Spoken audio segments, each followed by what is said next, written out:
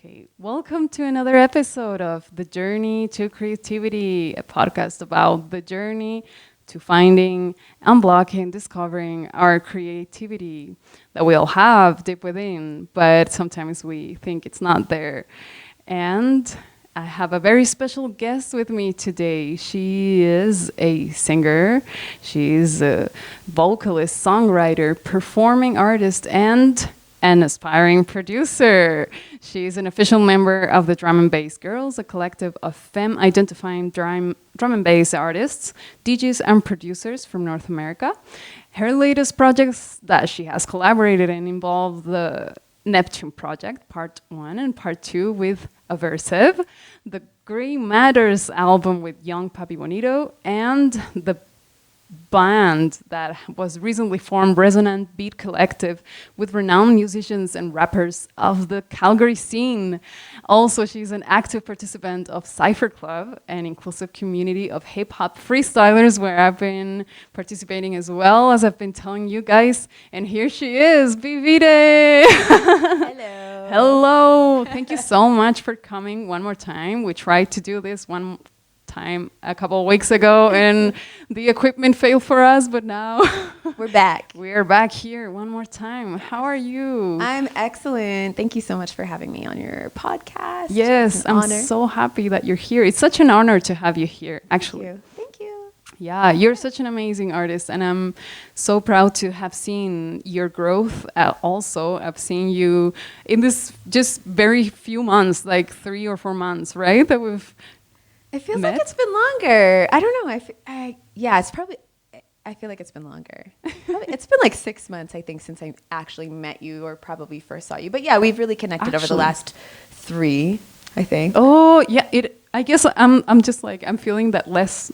I mean, I'm feeling like more time. I don't know. This year has like just went by. Yeah, it's like warp speed. I feel like time is just this. I don't know if it's a construct anymore or not. It just phases in and out, and like everything kind of just melts together. But it's good. I feel like that's when you know you're really enjoying it.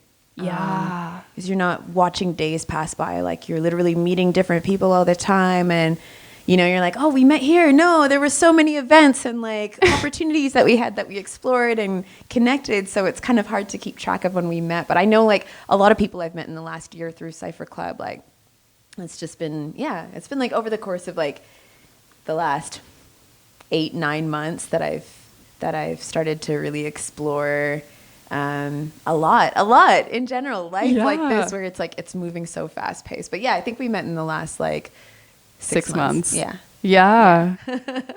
Crazy. Well, shout outs to the places where we met, the Haven Party and Cypher Club. Cypher Club. Created a beautiful group created by Zoe. Shout outs to Zoe. Shout out Z the Free. Yeah, Z the Free. Such a powerful rapper, freestyler, right? A powerful person. Powerful woman. Yeah. Inspiring. I love the story of how she came to start that club. Like, out of your darkest moments in life, it's like you really dig deep, right? To say, what am I going to do? What am I going to do?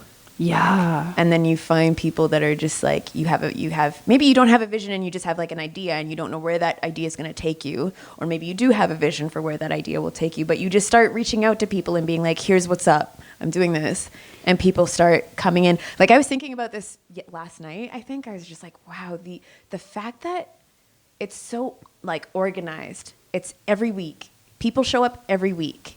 And it's been running for, a long time. A lot of things fall apart when you try to start something organic like that, like just a group of people collaborating in a space. Mm-hmm. And like, it's such a magical place in the way that it runs itself. I think it blows my mind.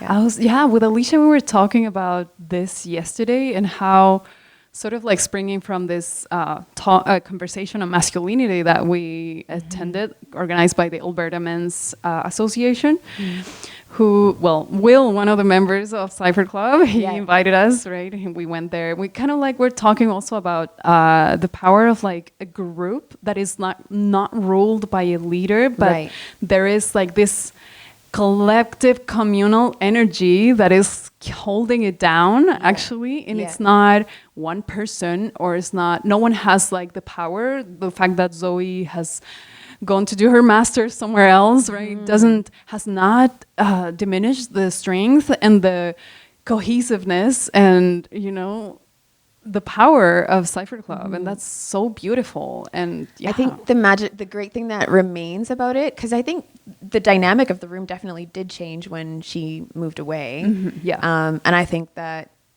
there are certain people that I noticed. I was like, oh, certain people don't come to this every week like I used to see them. And that's fine. I mean, obviously it's summertime. A lot of people have lives and different things going on too. But what I noticed was that the intention remained. Like for the people that would continue going every week, the intention was, it didn't change. Like, you know, some people have ideas about why the dynamic will change, why certain people will come and why certain people won't show up. And that's always everyone's story. It's none of our business. But I think that was just something that really stood out to me. I was like, wow, like you would expect that maybe ego would start to play a role, or people would start having different dynamics and being like, well, one of us needs to take charge or whatever. But that's not there. It's like you said, it's just like a community and like the intention of just sharing open-hearted moments in this space that's safe and creative. That's still the core for me. That's how I feel, is like that's the core of what happens there. It is. And it's like, such a loving energy. It's so brilliant. So nice. It's so healing and so beautiful to have spaces like this where you feel safe to open your heart and wrap it out. Right? Even though it can be really scary to do that, I still feel very like hesitant to get really deep about like my personal issues when I'm, you know, spitting a rhyme or whatever. But I know that this allows me to go home and be a bit more honest with myself when I'm just writing in my own journal. You know, I'm like, how do I really feel? Like it's just, you watch other people opening up and being honest about their past and their stories and their histories. And it's like, okay, they're teaching me like how to be honest with myself, because they're being honest with themselves, you know? Yeah, I've definitely felt that too. Good. And it's actually, invited me to do it, because like people have said really personal things, really like hard things or deep things. And you're like, wow. And I'm here too. And I'm listening to this. And I kind of like, you feel sort of like a responsibility to also share. Right? Because you that generates, you receive from that. And you feel like I don't know if responsibility is the word, but like, I like it, because it's like you do have the response. Once you participate in a circle, you're responsible for that circle in a sense. If it means something to you, you become responsible for the energy that you bring to the table. Like, it is responsibility. I think that's a beautiful word for it. Totally. I love it. Well, I love Cypher Club, and we're gonna keep being part of this for sure. Oh well. By the way, Bvitae. I want to let people know at this point that they can find you on your Instagram account, right? It's arbor_Vitae. I'm going to write this down anyway, so you can actually find her. Her Facebook is Queen Bvitae, and Spotify and SoundCloud, you can also find her as Bvitae. Yes, and she has really dope stuff, so please go look Bvitae on Spotify. I actually really love this aversive project, the Neptune. And you recently released, is that part 2? That was, so we did part 1 at the beginning of the fall last year, 2018, and then we did part 2 a few months later. So they've both been out for several months now, but I just had a moment yesterday and I was like, you know what? Actually, I was working on submitting some applications for some projects, and it involves, you know, like submitting material that I've released recently. So I had to go through my catalog and pick out songs that I liked from my catalog. And that one came up, and I was like, I hadn't listened to it since we released it. And I was like, oh man. And I was just reminiscing about the reason why I wrote it and how I felt when she showed me the instrumentals, and how, it was just a really special song for me when we collaborated on it. So I was just reminiscing, and I reposted it on Instagram yesterday. Just for the sake of sharing with people who probably have not heard about it, who, you know, like new followers on Instagram who don't know that I actually put out a couple of EPs with Aversive last year. So I was like, maybe some people will hear this and they'll know that I'm actually involved in a lot of different types of styles and genres of music, and but also just for my own sake, I'm like, I'm proud of this. Like, I'm proud of it. It's like I release music, and then a lot of times it's just like, there it is, it's out there, and then you don't look back. And sometimes it's good to look back and just be proud of your achievements. Especially for me, like it took me a long time to get to a place where I could put out a couple of EPs with somebody who is really persistent at their craft. So yeah.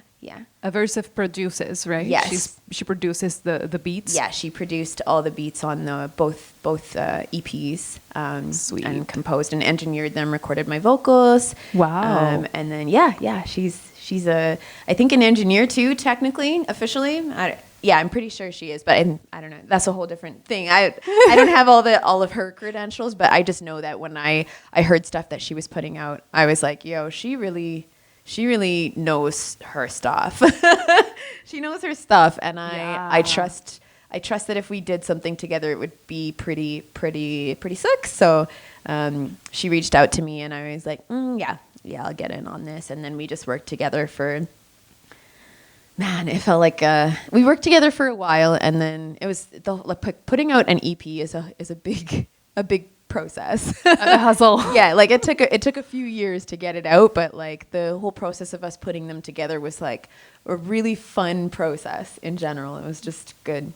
It was a good, like, I don't know how to describe it. It's almost like taking a trip somewhere. I don't know how else to describe it. It was literally like taking a trip somewhere, working on those two albums. You just wow. Yeah, I don't know.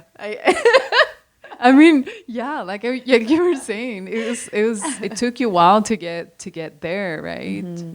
And you started at a very young age your career, like with music, basically, right? Yeah. And how did you come to realize that this was something that was a part of you, that was a part of who you are as a person? Oh yeah, we talked about this I think a little bit the last time. When we tried. Yeah. And it was so funny because I have to say, like, when talking with you about it the last time that we talked about it, I was like, wow, I'm really re-experiencing certain things that I've never really reflected on since those days, like in detail, some of the things that got me to realize that this was something I wanted to do. But I think I'd mentioned, like, my mom has a huge influence on my musical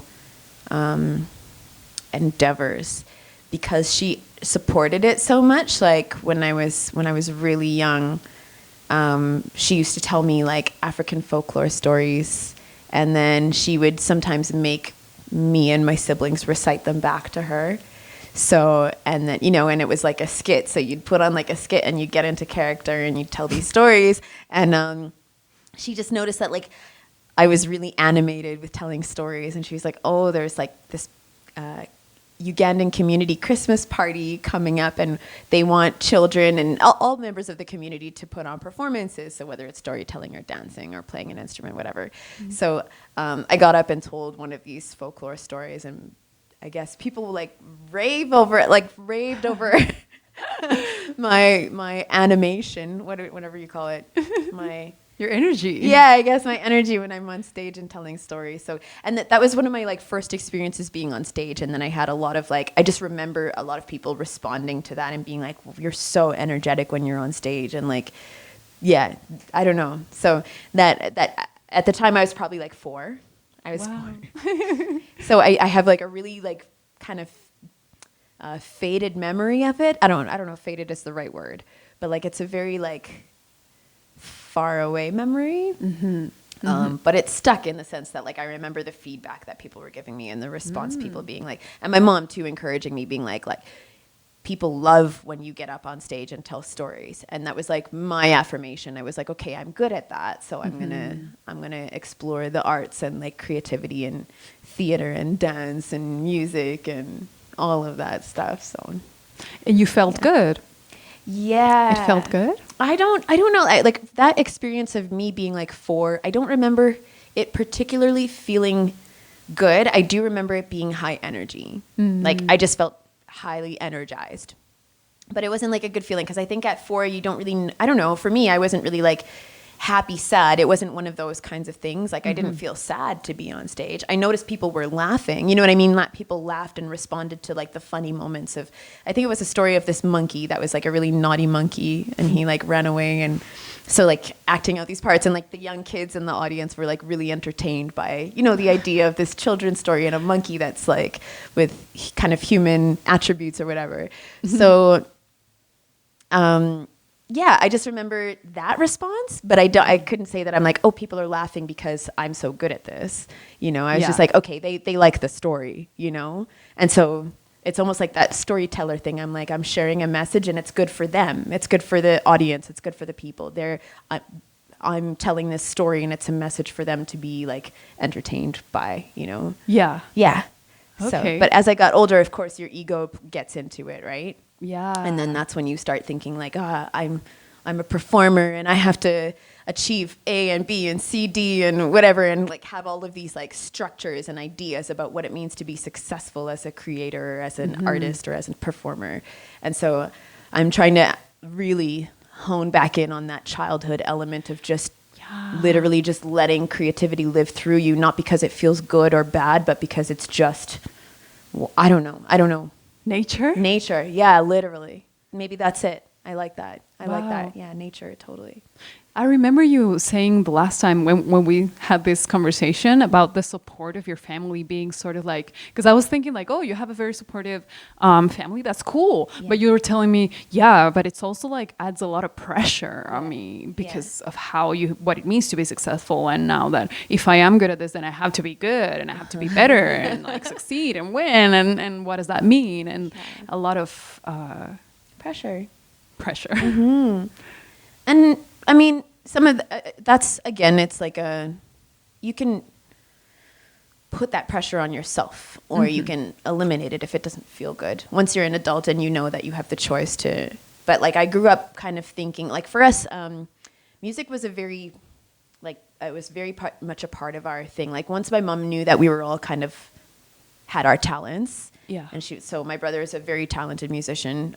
My sister is also very talented and creative.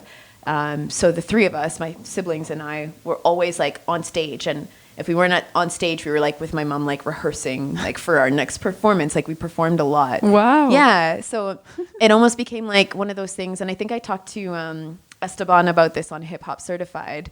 How it was like a lot of kids have like hockey or soccer, but for us it was like we were performing. So it was in a lot of ways it was almost like a chore. Like growing up, it was like we were getting paid to put on gigs and like perform, but like it was like I can't hang out with my friends after school because or like on the weekends we'd have like rehearsals and stuff like that. So it became a little bit, you're a teenager and you're like, oh, I just want to like be a normal kid. Yeah. Like I don't want to do this so seriously, but it's a very serious part of our like family. Like we take it very seriously. And it was a strange place to be in. So I went through a phase where I didn't want to be involved in music at all. Wow. At all. Yeah.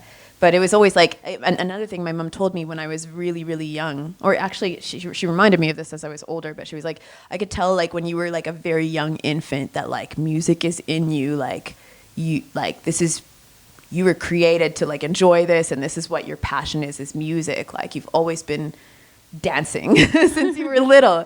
And so like part of me is like, okay, I have to like live up to that and like live up to like what my inner child wants to do is like love music. But again, you don't want it to be a chore either, right? So I had to take a break and really like establish my understanding of how I was going to come at it and like why it was important to me, not necessarily just important to my family members, right? Right. Yeah. Yeah, you got to find it within you, right? Sometimes that takes you to take a little bit of distance from whatever your family's saying, whatever the principles, the values are, and like what do they want, what do they expect. You got to like distance yourself from it and find it yourself, right? Yes, exactly. Like, reconnect to it. That's so powerful. Yeah. And did you? Well, you could say you. I think you were telling me also that about like who taught you or how you were mentored is also like happened in your family. You're basically, or do you have somebody that maybe not a mentor, but someone that you look up to as an artist mainly, and that you're like, I look up to, now that you found it for yourself, I want to follow the way that this person is doing it, or this person inspires me so much. Do you have like... I do. Yeah? Yeah, like again, my family members are all very much like support. They've always encouraged me to be musical. So I owe a lot. I give a lot of credit to them. But in terms of like somebody that I looked up to, maybe in the industry, for example, like someone that was already established in the industry, I've always, since I was, again, quite young, like elementary school age, I've always been really fascinated by Björk. Oh, Björk. Yeah. I love Björk. I think that she just broke all the rules. Like, Yes. she's like, pop music, okay, let's like fuck it up and make it really strange. Like, you won't even know what's going on. You won't even know it's pop because it's just so weird. And like, something about her whole aesthetic right from the start, like when I was like 8 years old and I walked into like a 7-Eleven, and like I think it was I can't remember which album cover it was. It might have been either debut or like something from like the mid 90s of hers, debut or post, but I think it was post. Okay. But I was like, yeah, just her whole aesthetic. I'm like, she just has like a very intense, mysterious look, but very colorful and like very representative of the times, like 90s bright, vibrant colors in this album cover. And it looked like it was out of like futuristic Tokyo or something. And it's just like, yeah, I just remember like being mesmerized by her face and that whole aesthetic on that album cover.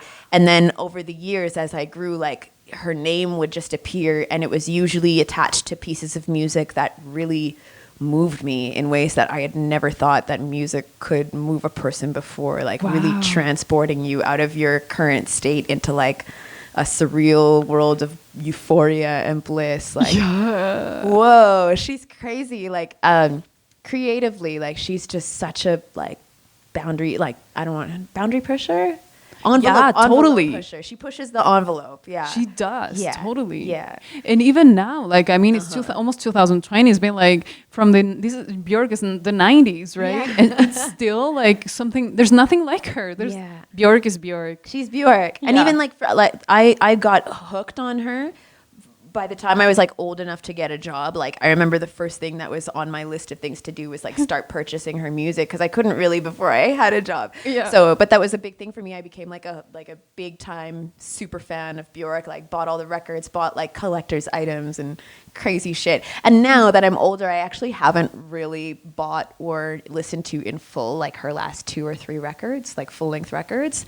I feel like she's evolved in a different direction, but I still have that respect for her. I'm like, she's still pushing that envelope as hard as anybody can push it. Yeah, Like you just look at what she's doing. Like I see from a distance stuff in the media from her once in a while, and I'm like, yep, she's still on her weird ass tip, and it's great because no one else is going to do it like she does. So Yeah, that's so... I kind of forgotten about Björk, and it's amazing that you brought it back, and I'm like, yes, Björk. Like such a, boundary breaker. Like powerhouse, like she finds amazing people to collaborate with. She's not afraid to cross over like hip hop and drum and bass and house and techno. Like and orchestral stuff. Like she was classically trained as a child, so she puts all of that into her music, and like it's international. Like I don't know. Again, with my family members, I think when I would come home and be like, you guys have to listen to these Björk records, they're like, this shit's weird. Like,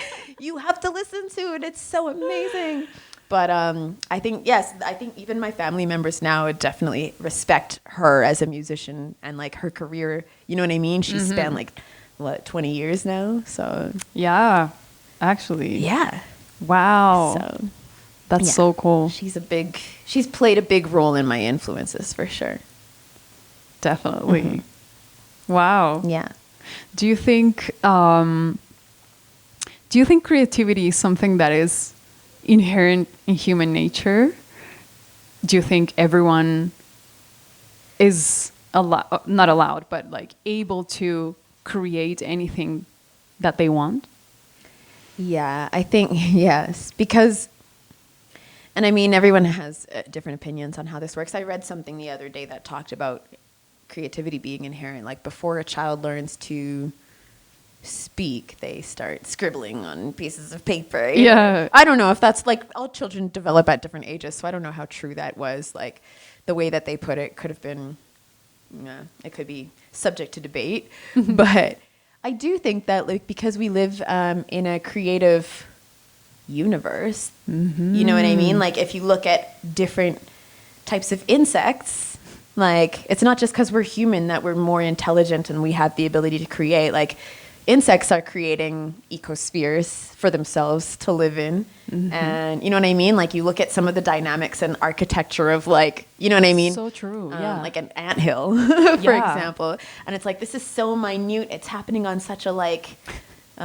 microscopic level, but like everything on the planet is constantly creating, not just humans, like animals are procreating, like everything is all about creation. Plants, when they go through their cycles, they create new life, new soil, new nutrients, like everything's about creativity. So I do think that it's inherent because we live in this like universe that's all about the creation of matter.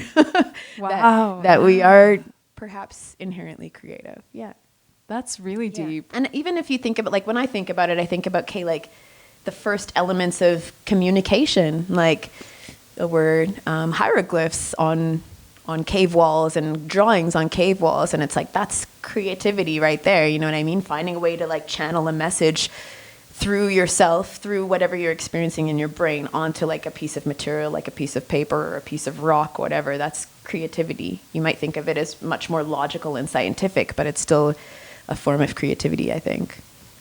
Crazy. And how do you experience your creativity? Like how does that happen for you? Because we all have like, I don't know, is it something that just attacks you in a moment and it just happens, or you do need like a certain procedure, a ritual? How does that work for you? How does your creativity flow?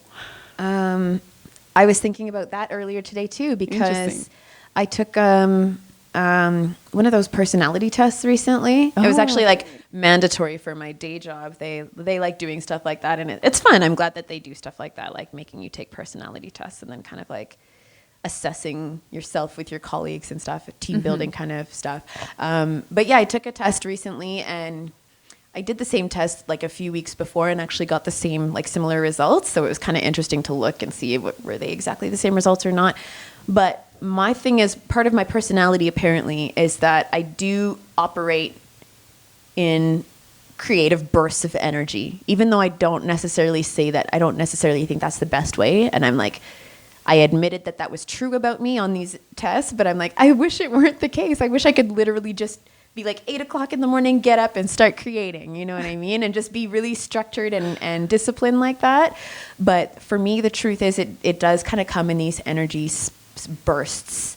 So I need lots of time to just kind of like zen out and live life, you know, experience the outdoors, experience interacting with people on a social level. And then when I'm done that, then I'll go back home and I'll really like observe how I'm feeling about everything I experienced in the world.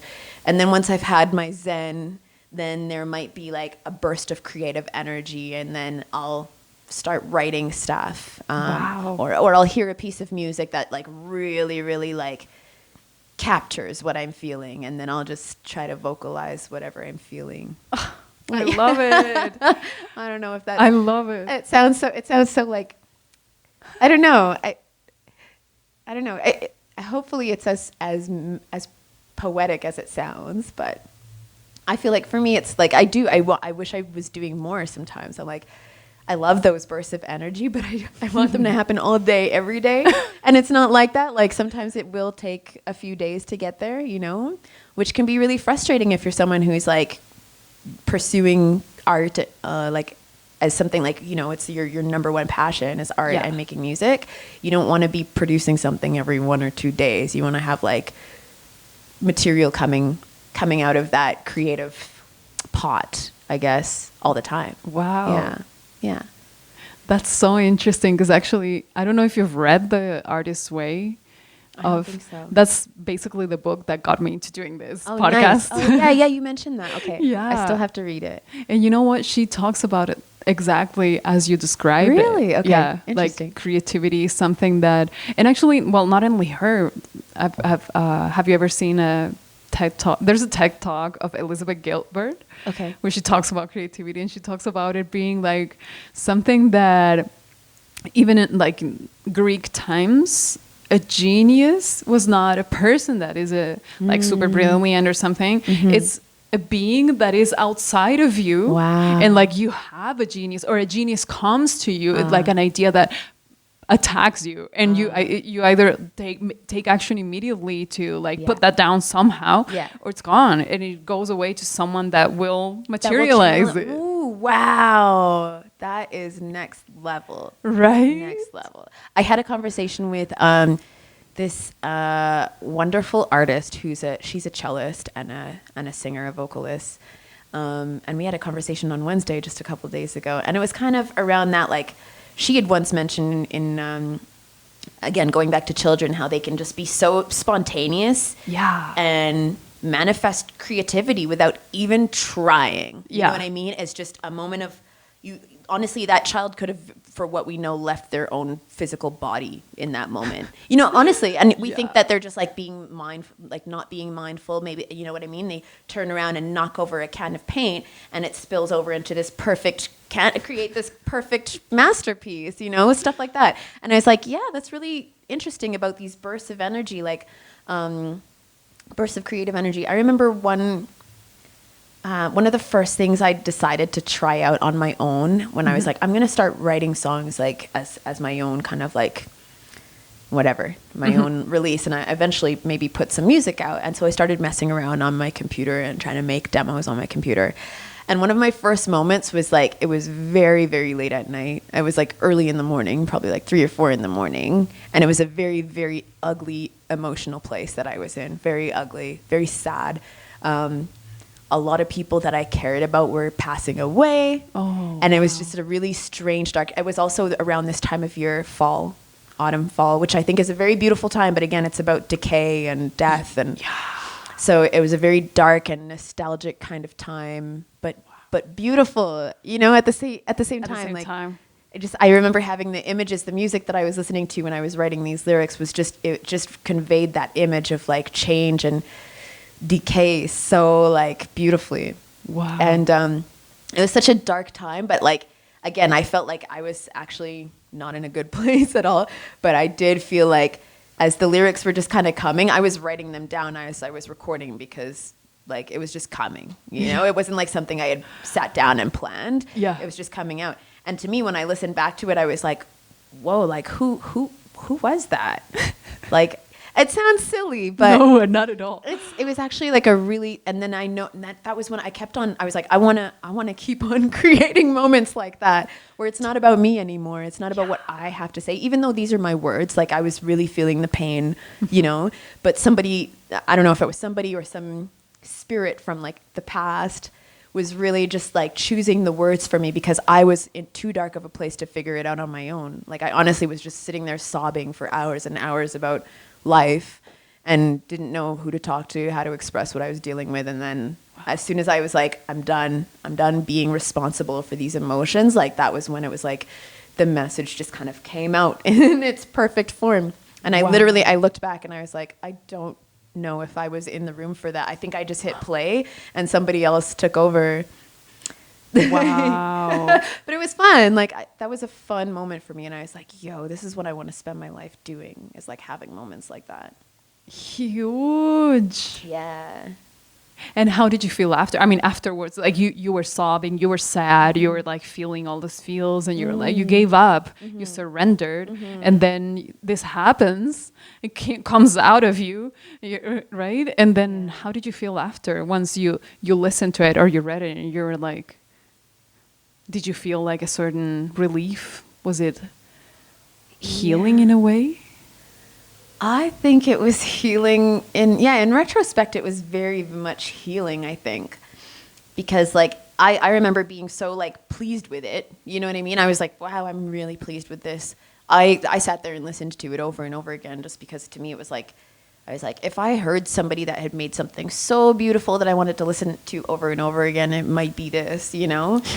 and it's not just me. I think it was like the music itself that I had picked, which someone else created, like the instrumentals were someone else created. But then I was like, I think the combination of my vocals with that really took it to a different place for me. And I was like, I was really proud of myself on some level, even though I was like, may or may not have been, you know what I mean? Like I said, it was like this energy, the spirit, the genius kind of, the visit from the genius spirit. But yeah, it did feel like healing. It was, it felt like, I think having something to be like, oh, I took a moment that was really painful and I didn't even think about it at the time. I'm thinking about it now that you've asked.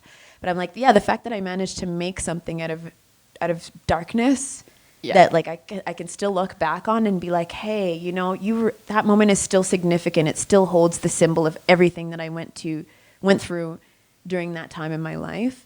And I'm like, that's kind of cool that you can look back and be like, hey, you know what? You survived that. That was really difficult. And not only just surviving it, but just again, like being able to create something out of it. So that felt like, I never thought about it at the time. Like I said, I'm thinking about it now, but now I can see how that was part of the healing process, I think. And that was part of the beauty of being able to express myself the way I did at that moment.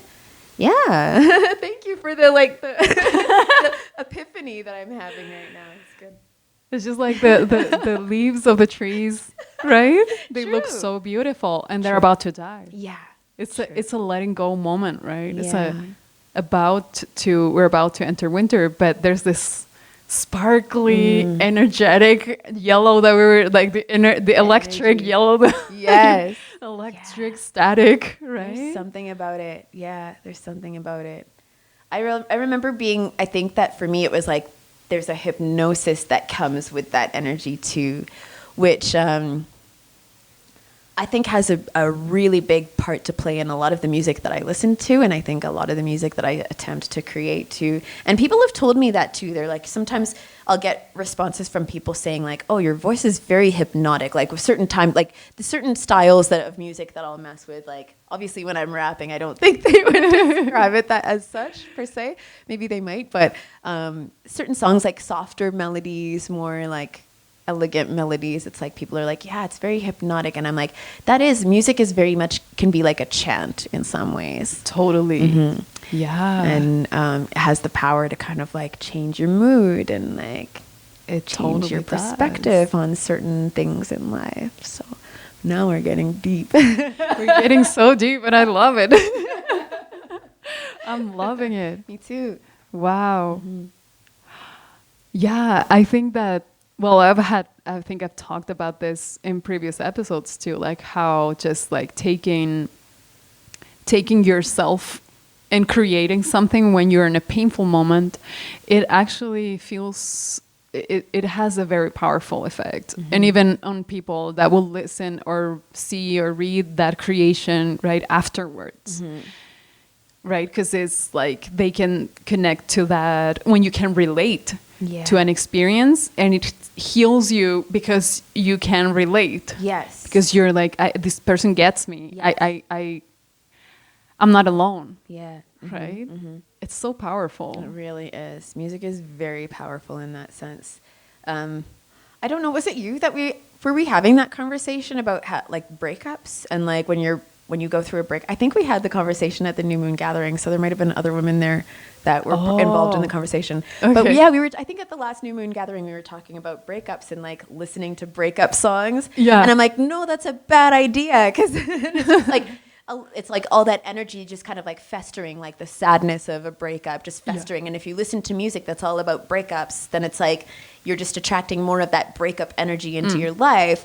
And I think one of the girls there said, no, it's actually part of the catharsis. Like you're at some point during that phase of grief, right? Yeah. Like you have to know that other people are there with you. And sometimes it's hard to put into words what you're feeling. And those songs convey those messages in words that you can't find for yourself. And it really helps you to not feel alone. And I remember being like, actually, that's true. Like there have been songs that I've heard and I'm like, wow, I did not know that like someone could say exactly how I felt, because I thought, you know, like I'm the only one that could feel this devastated about this right now. But no, like someone else took what was in your head or in your heart and literally like phrased it into the perfect phrase, you know, and you're just like, okay, that it's out of my head now. It's someone else is feeling it. Yeah. You know, so I do understand how, yeah, music has such powerful properties in that sense. Yeah. Yeah. Have you, we've talked a lot about the creative process and all, and I love it. That this has been beautiful and and very, very much accurate to this podcast, because this is what it's all about. Nice. And I wanted to ask you if, well, I guess you have talked about challenges, but very deeply, like within you, do you still, I mean, do you experience insecurity or doubts or like fear around what you're making, what you're putting out there when you're freestyling or when you're on stage, or right? Like, are these feelings still there? Because some people think that they're gone once people become professional or like, right? I think I'm hoping that this is, actually, I don't know if I hope that it's the case for everyone, but I think that ego plays a big role in it for a lot of people. Huge. Right? So, Yeah. as long as we're alive, we have to manage the fact that we have egos as human beings.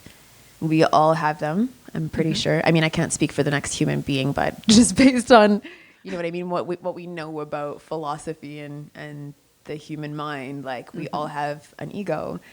And I think whenever there's an ego that's been wounded, it always tries to protect itself and categorize itself and separate itself and compare itself to the next person. So yes, as long as I'm living and breathing and working through past situations that have put my ego on guard, I'm going to probably have a couple insecurities, but I take huge measures to understand that and like manage it in healthy ways. Yeah. Like huge measures. And it's a big part of like my daily life is like meditation and being like mindful of like what my ego wants for me and what my ego might prevent me from having access to if it's too on guard, you know? So, wow. Yeah. So that's a daily thing. I think it's important. And again, it's healthy to accept that that's part of it. Some of us, I think when we think about ego, it's like ego is so bad. Ego will control your life and it will take power over your relationships and power over you and it will make you into a bad person. But it's like, that can be if you're not aware and you're not managing it in a healthy way and like accepting that it's there for a reason and that it has a purpose to serve. It does have a purpose to serve. You just have to know how to like work with it. Work with it and tell it to shut up when it's being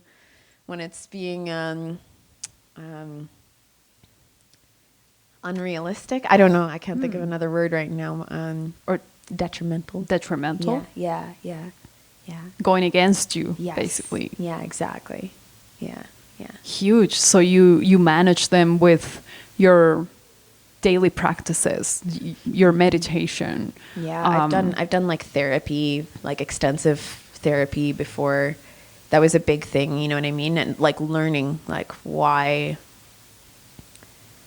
some of us are like don't achieve our goals, for example. I think I went into therapy, like I went into this long-term extensive therapy program a few years ago, but it was like a 2-year program and it's like intensive. You go every week.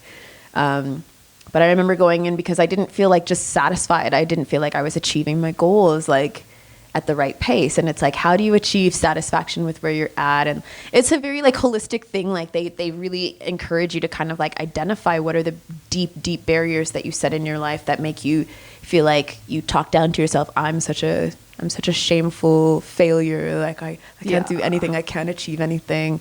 I should have been achieving the kinds of creative goals that my peers are creating or achieving, and I'm not at their level. Like that's all ego-based shit sometimes, right? And your ego is just kind of trying to protect you, trying to protect the inner child, and be like, oh yeah, these are the stories that you were always told, like whatever. If you know, I don't want to get into extreme shit, but no, that's so good. Yeah, I think that your ego just kind of teaches itself to protect you from pushing further and like being fearless. That's the thing. So fearlessness, I think is the antidote for ego-based hindrance. Wow. Yeah. Being brave. Yeah. Jumping in yeah. anyway. Yeah, definitely. Yeah. And that's a big thing for me. Like, that's one of my main things, that like going on stage and doing all of like open mic nights. I remember my first time at Haven, Zoe was just like, "Oh, sign up for the open mic." And I, oh my God, I signed up. And then I didn't realize the room was going to pack out the way it did. And when it packed out, I was literally like ready to leave. Like I was going to go on right after Zoe, who's an amazing performer, obviously. Yeah. And I was so like psyched, like in it, like scared, you know, like, and full of fear. I was like, there's no way I can follow her. There's no way like I can jump on stage after her. Like, she's so good. And there's so many people here, other performers that also just smashed it, sound amazing on stage. Like, they've been doing this for years. And this is like, I'm just getting into open mic when people were telling me for years, you got to start doing open mics and get yourself out there and show people what you got. And like, for a long time I was like, yeah, I just need to know that these spaces exist and like that they're happening. So that was like one of my first times getting up and doing something like that. Wow. And like, yeah, I was scared as hell. Like, when I got up there, I was shaking. I sang into the microphone and I'm like still shaking. And when I left, like, people were saying that the response was really, really positive. And I was like, no, that can't be. Like, that can't be. I was still in my head. My ego was like, you suck, you suck. You were shaking. You were so nervous. Your voice didn't project because you were so nervous. Like, you know what I mean? And and meanwhile, people are telling me like, no, that was a great job. And I was like, I don't know if they're telling me the truth, because my ego says that that's not what happened. Like, you didn't do a good job. So yeah, I think insecurities still exist. And again, those are things I'm working on, because I know that they're a hindrance, that they prevent me from being able to listen to people when people are like, no, you nailed it. You did a good job. Yeah. Instead of just being like, thank you. You're right. I did. It's like that inner voice that's like, oh, they're probably just saying that to be nice or whatever. Because, you know what I mean? Or because it's like, it's the polite thing to do, whatever. Yeah. So those are the types of things that you have to let go of in order to, like, you know, achieve the next goal. Because you might have people being like, you know what? I see your potential. You're ready for this and this and this. And your ego's like, no, you're not. So then you miss out on the opportunity, or you know what I mean? So you have to really, really pay attention to when your ego is trying to sabotage opportunities for you just for the sake of being safe. Right? Yeah, for the sake of safety. Yeah. And whenever we're facing like a boundary, right? When you're like facing a limit that you think you are, you think you have that limit and that you can't do that, and you face the fear, right? Yeah. And you have to like push forward anyway. Yeah. Right? Yeah. So getting on stage, for instance, was like a push, even though I felt like I was almost forced, which is great, because like Zoe was like, nah, you got it. I was like, Zoe, I don't know. And she's like, God. She's like, I'm so happy you did. I think that was the time that I recorded you. Actually, it was your first time. No, that was I think my second time, maybe third time at Haven. After that last. Okay. I think I know which video you're talking about. Yeah. But by that point, I was feeling a little bit more comfortable because I'd been on that stage a couple of times before. Okay. Yeah. But I think I remember that might have been when I met you. Was that first time that I think jumped so. on. Yeah. So, but those were good times. I think Haven's such a beautiful space for that. Again, having spaces in the city that allow people like me to get up and really showcase it. Like, hey, I'm here too. Yeah. I'm passionate about this, and they're all very passionate about it. They're passionate about my passion. Like, it's dope. It's so good to have that. It's so good. That helps a person stay creative. And you might have rough times, but you're like, you know what? I feel the energy brewing here. Like, there are people who really support whether they're doing it in their, you know what I mean? They're doing their own thing. Everyone's working on their own projects, but we all support one another, which is a big, big part of it. It's huge. Yeah. It's huge. Yeah. Like, we need, Zoe talks a lot about this. We talk about Zoe so much. Zoe. But she always talks about this, and she always mentions it after her every performance. Like, if you're an artist and you're putting your art out there, just don't stop doing it. Do it. And anyone that is supporting the artist, that is daring to go out there and like put themselves out there, please keep supporting, and it's so appreciated because that's what we need. Like, that's how we stay alive. Creative people, that's how they stay alive. And it's something I always hear her give this message at the end of her performance, and I've always thought like, wow, that's very powerful. And in time I've realized that it's actually keeps you alive, like very literally, because if you don't have the support, if you don't have like someone to tell you, yeah, go do it, like I believe in you, what would you do, right? So true, so true.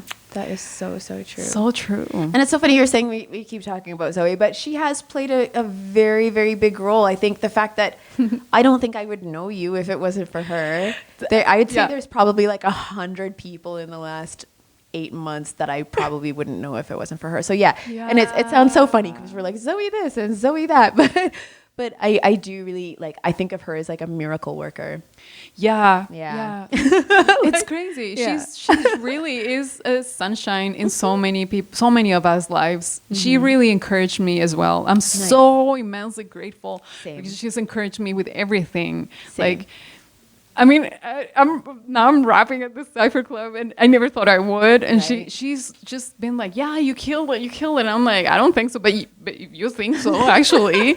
And then you just build up confidence out of nothing. And then, because, I mean, we all just build ourselves out of that confidence that we give each other. And because it's just a matter of doing it. And then you get better eventually, right? And I like Cypher Club feels so good. Like, I know there are times like I've always enjoyed writing. Like for me, when it comes to writing rhymes, like I like to sit down and write and craft it out, and everything kind of falls into perfect place, and I'll rehearse it until it sounds perfect, right? And so freestyling at Cypher Club is a whole different scenario. It's like you're literally just speaking about whatever's coming off the top of your dome. In a lot of cases, that's the whole nature of it for people that don't know.